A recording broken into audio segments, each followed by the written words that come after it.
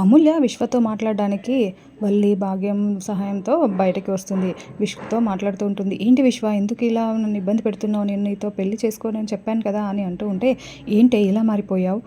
నిన్నటి వరకు కూడా నాతో వచ్చేస్తానని అన్నావు కదా, ఎందుకు ఇలా చేస్తున్నావు" అని అంటూ ఉంటే, ఇంకా అమూల్య, "లేదు విశ్వ, నేను మా అమ్మ నాన్నల్ని బాధ పెట్టలేను. వాళ్ళ ఎన్ని రోజులని వేరే అనుకున్నాను, కానీ వాళ్ళ ఆనందం చూస్తూ ఉంటే నేను వాళ్ళ ఆనందాన్ని చెడగొట్టి వాళ్ళకి బాధ కలిగించకూడదని ఈ నిర్ణయం తీసుకున్నాను. నేను మా అమ్మ నాన్న చూసిన సంబంధమే పెళ్లి చేసుకుంటాను. ప్లీజ్ విశ్వ, నన్ను మర్చిపో" అని చెప్తూ ఉంటుంది.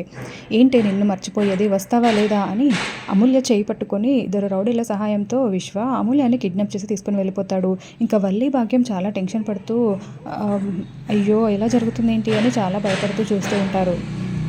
ఇంకా అలా అమూల్యాన్ని కిడ్నాప్ చేసి తీసుకొని వెళ్ళిన విశ్వ ఒక రూమ్లో బంధించి ఉంటాడు. ఒక ఇంటికి తీసుకుని వెళ్ళి ఉంటాడు.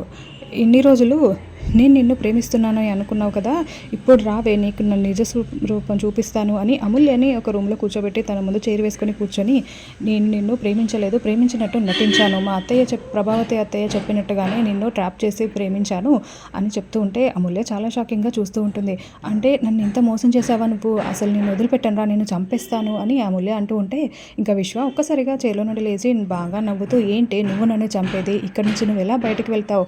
నువ్వు పెళ్లిపీటల మీద నుండి ఇలా లేచిపోయావని తెలిసి మీ నాన్న ఎంత బాధపడుతూ ఉంటే అది మేము కళ్ళారా చూసి సంతోషపడాలి.